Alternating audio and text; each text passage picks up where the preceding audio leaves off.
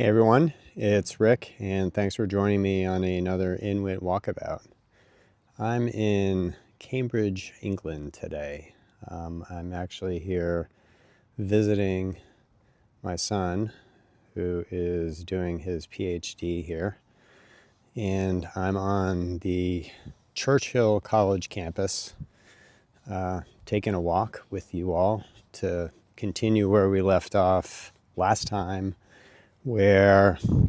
I think we were talking about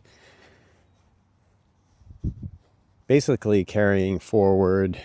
impressions, expectations, and assumptions when we communicate with other folks or when we see things, how we immediately have an image that paints or informs how we see things and how we communicate. And I wanted to talk a little bit today, build on that a little bit, and focus a little bit more on the thought process and our dependence on memory, our accumulated knowledge and everything that we acquire over our journey through life, and how easy it is to get caught in what seems to be firm evidence or foundation for what we see based on that, and how misleading it can be. So I want to share a little bit of a story. It's a detailed story, so I can't go into the whole thing, but if you're interested in it, I've written about it in a book that I wrote, It's Not What You're Thinking, specifically in chapter 4, which if you go to my website, Dr. Rick Van Pelt, it's actually there that you can just download if you're interested. But I'll take you back to when I was a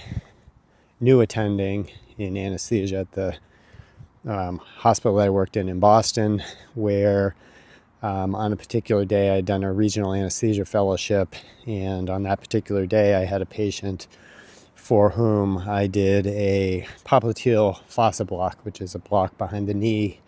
She was having an ankle replacement, and I had essentially talked with her, convinced her that this block would be a good thing for postoperative pain. And to make a long story short, in spite of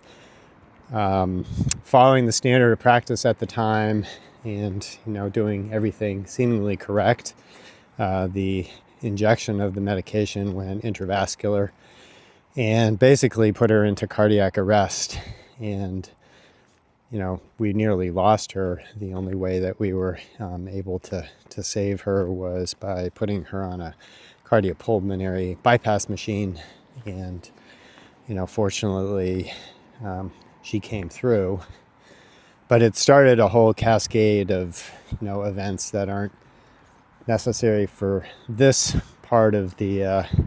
sharing here, but I will say that the impact of that event, particularly because it was completely unexpected and really pretty devastating at the time, had a certain imprint on my memory as an experience, some of which is very clear and very vivid, and other parts which are less so. And that's what I wanted to kind of share with you, was that for the shock and disturbance that just the event created for me overall as a physician and as the provider responsible for having put this patient into that situation, there were a lot of things swirling in my head at the time, where at the end of the day, when I was ultimately sent home relieved on that day, I really have no recollection of how I actually got home, because my head was in such a blur. And more importantly, I think what's interesting is that I had fortunately a good outcome here, and a lot of things that turned and became what I would say transformative in a lot of ways, in the direction that my career took, and also in the direction of just other elements related to peer support and transparency with patient communication, because we actually both came together, the patient and I, and started to basically work together to create more awareness and attention to the need for supporting patients, families, and caregivers after adverse events. And as part of that coming together, if you will, we got a lot of attention at the time for the work, and we're on a regular roadshow of presentations. And one of the interesting things that was part of that presentation was that I would share, my side of the story, and she would share hers. And one of the things that probably for at least a couple of years I would share as part of what happened and the sequela to that was not only the impact that this event had while I was in the hospital itself immediately afterwards, but I would share that when I got home, again, not remembering how I actually got home, I don't remember the drive, as I said, but I would always reference my home, or in my head have a visualization of my house, which actually, after a couple of years, I realized was totally incorrect, that I had a memory implant of a house coming back home to the house that actually we moved into a couple of years after the event happened. And when I reflect back on that story, when I share the event, I have a clear visual of the second house, not the house that I actually came back to after the event, but the house that I moved into several years afterwards. And I can't even recall, to be honest with you, coming home to the original house, even when I sort of realized that, man, I'm misassigning an assigned memory to this event that's totally incorrect. So, again, what's the point of this? It's not a big deal, other than,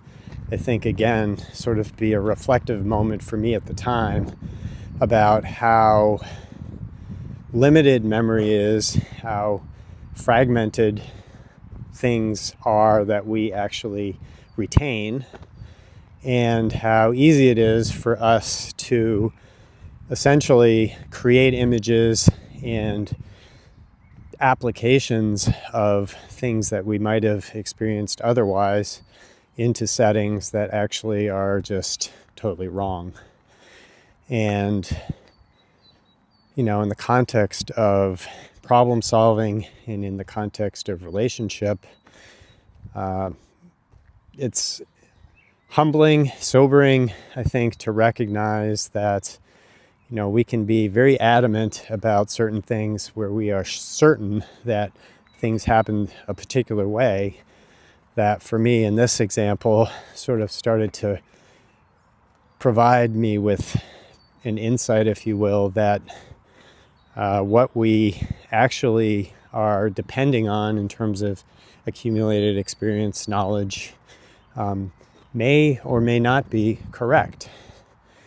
And again, it doesn't mean that you shouldn't rely on memory, because we need memory for, getting through life. We depend on it for many things. But I think one of the things to just recognize, again, when you're going about your daily activities, or when you're sure that something happened in a particular way, is to be open to exploration, and not to hold firm to, something that seems absolute, but rather to be able to say, maybe it is correct and maybe it isn't. Is it worth re-exploring, or just taking another angle look at? Because, maybe you'll see something different, or have a more open appreciation for other inputs. And I can tell you that there are a lot of other experiences or events where I have had sort of a similar sense of initial absolution, being absolutely definitely sure that something happened in a particular way, which again have been incorrect. And I'll say as well that when we're problem solving, again, whether it's in our daily lives and in our relationships, or whether it's part of work and where you're really trying to solve something, it's in many ways freeing to be able to just accept and, again, acknowledge a certain openness to exploration, and to basically be willing or open to, again, alternate inputs, or essentially saying maybe I'm not correct. And it not only helps you get out of your own box, again, your thought box of what we talked about, identification, interpretation, the imagination. This is imagination clearly playing in a domain that is real in the sense that I'm thinking about it, but not actual in the sense that it really happened, that it actually occurred, where, again, it creates an opening for something new. So, again, think about those things, be open, and when somebody says, yeah, that really isn't what happened, is, again, challenge yourself to just look and say, maybe it did and maybe it didn't. Doesn't mean you're wrong or that you're right, but look at it more from a questioning standpoint. And again, it just changes the dynamic from confrontation to inquiry, to open inquiry, and always being open to say, well, let's just look at it in the moment. Maybe there's a different piece of information, some facts that, again, become more germane to whatever it is you're talking about, thinking about, for which you can then make a course correction and really simplify things. So that's it for today. Again, I will leave you with a nice view of the Churchill College campus here. It's really quite beautiful, quite open, the fields here.